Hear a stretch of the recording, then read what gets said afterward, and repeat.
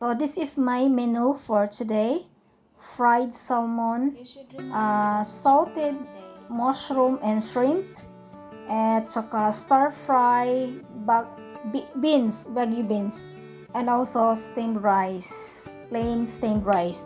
So pwede kayong gumawa ng mas maganda na may sauce yung fried salmon.